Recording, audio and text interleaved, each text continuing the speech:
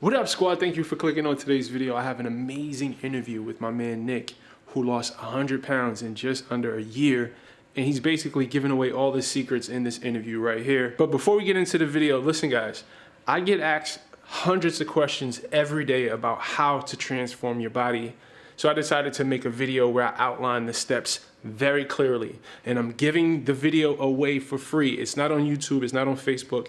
It's only at the link in the description below. Without these 3 steps, it's almost impossible to transform your body. So I suggest you checking that video out. The first link in the description below. But anyway, let's get right into this interview with my man Nick.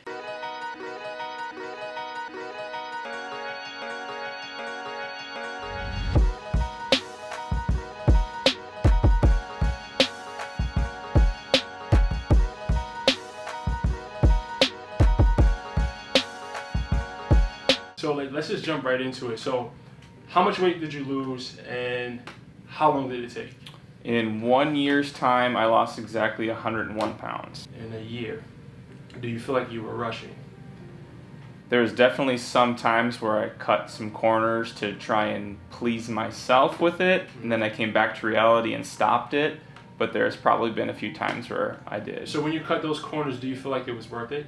In retrospect, was it worth it? No. Why not? Because this is something I try to discuss with people a lot. You know, we all have this mindset. We want it to happen fast. We want to find some miracle pill.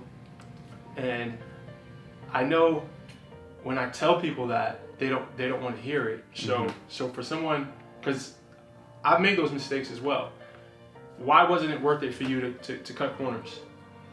Because I started doing everything the right way, and then it's like, well, how can I get a little ahead? So it's, instead of just cutting back from my maintenance calories, maybe 200 or 300 a day, start doing, 500, 700, and I start cheating myself.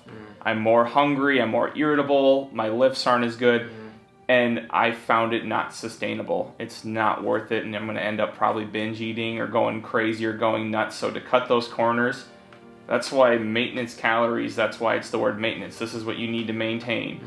So just stay a little under it. You don't need to go. So for the person watching this right now who wants to put their foot on the gas when it comes to their efforts, they want to eat less, they want to exercise more, they want to take fat burners, they want to cut out carbs. With the wisdom that you've gained from your 100-pound weight loss journey, what would you say to try to convince them to take their time? Because that's one of the challenges that I find.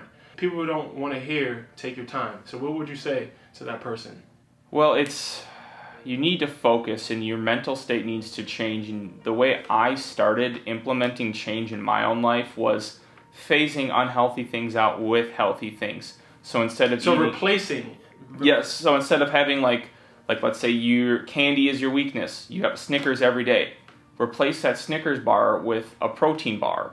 Switch it up, or even like what I did with myself is, Hold on, let me stop you right there. Okay, because I'm thinking from the perspective of Fat Brix. Okay. If Fat Brix was listening to this interview, right? Yeah. And he says, "Listen, dude, you said switch the Snicker bar for a protein bar. Like, that's not even comparable. Like, there's no way you're expecting me to replace a Snickers bar with a pure protein bar." So, like, what's that process like for someone? Is it just a decision? Is it a process? Like, explain how me being fat, 360-pound Brix, how do I get to the point where I'm able to switch from a Snickers to a protein bar? Well, if the way I did it with myself, because like you say, some days you're just like, nope, not doing it. I'm not doing this. Is, let's say one day you do have a Snickers bar, next day have a protein bar.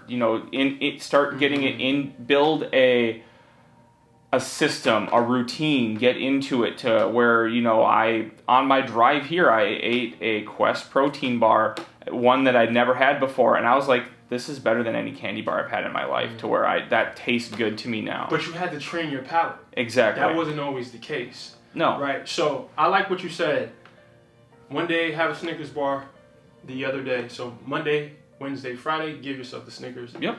And Tuesday, Thursday, Saturday, eat a protein bar. That, not saying for you guys to follow that exact,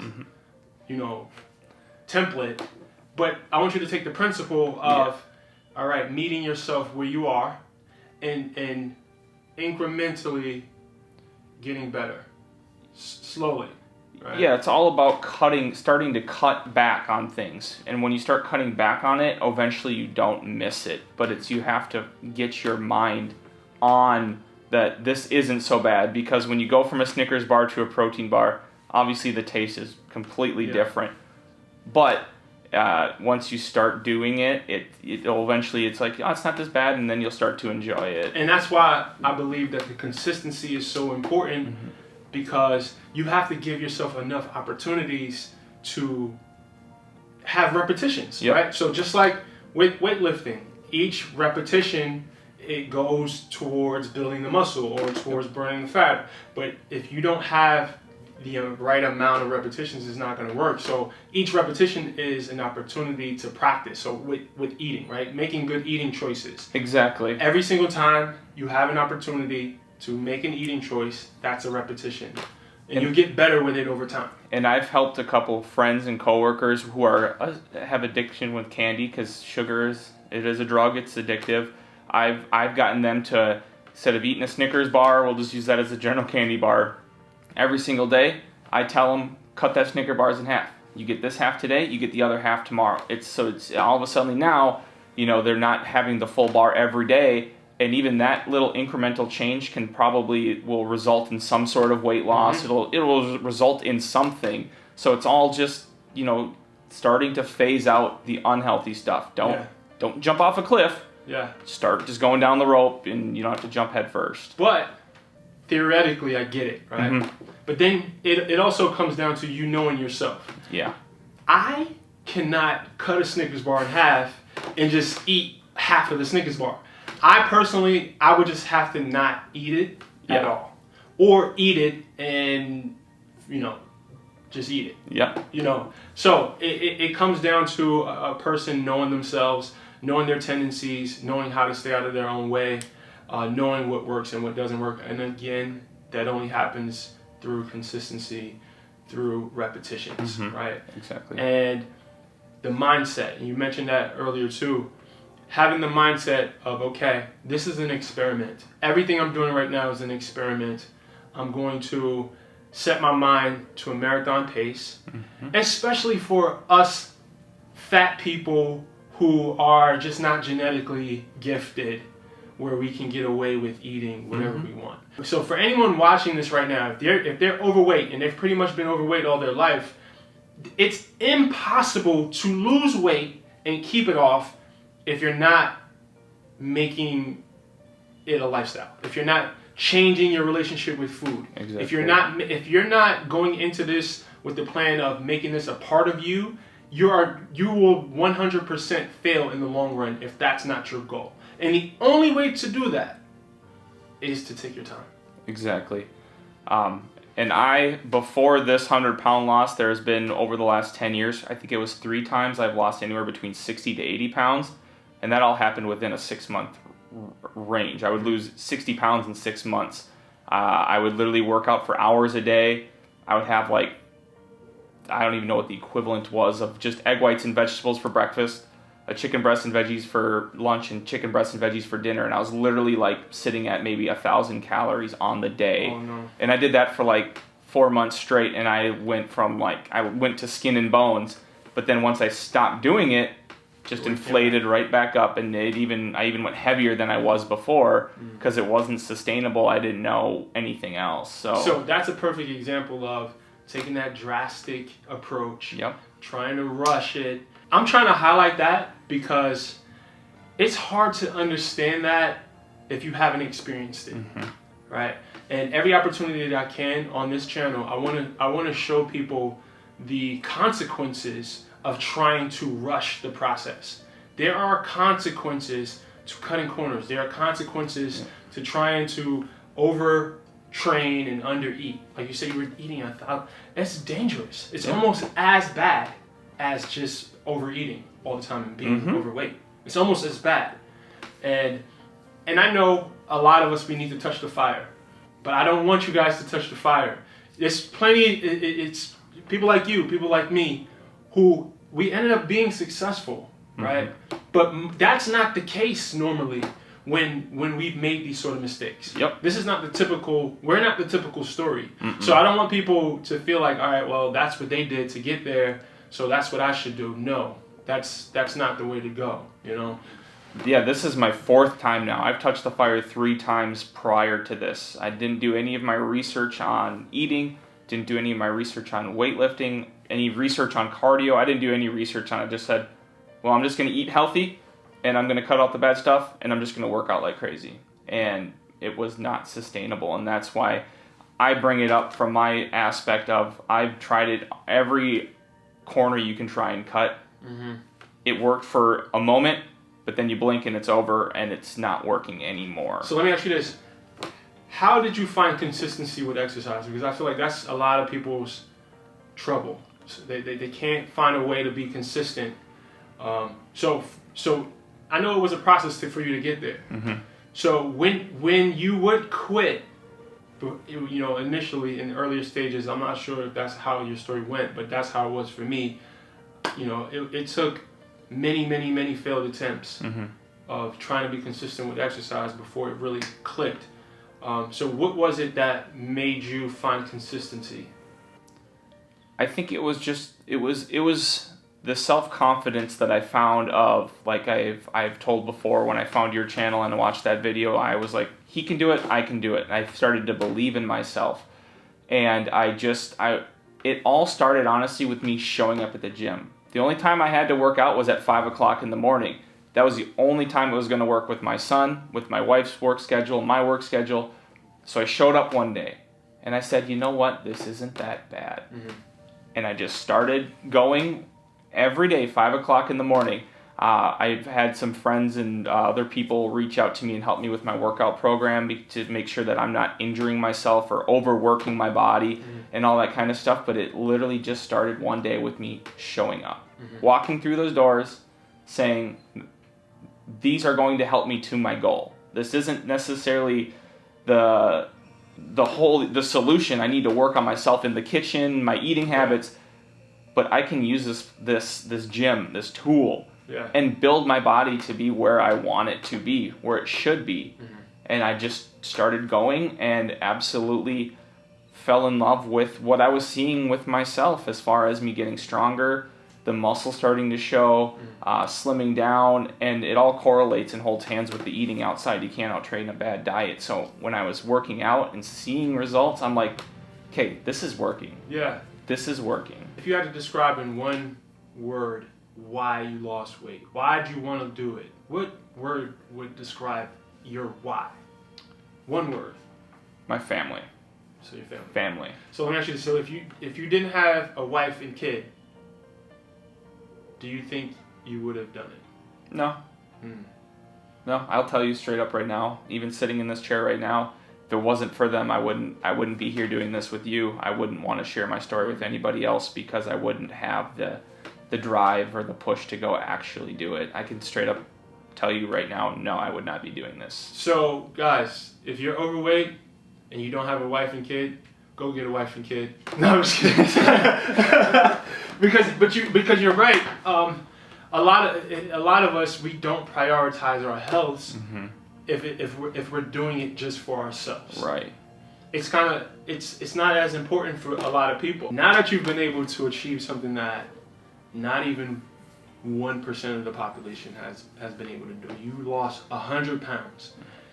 Does that make you feel invincible? Does it not? Invincible is such a superhero word, but how has that helped your confidence, knowing that you just achieved something that a lot of people fail at? It's almost a reality check though of I've done this. Now it has to be consistent because, as I said earlier in this conversation, I've done this before. I've lost weight, although it wasn't necessarily the healthiest time. I've understood now, my self-confidence is that I can sustain this lifestyle. I can do this. I don't know how, it's my self-confidence. I've always been the confident person, like I said, even in high school, the fat funny kid. I've always been. Were you confident, truly confident, or did you, because you were accepted, you felt okay?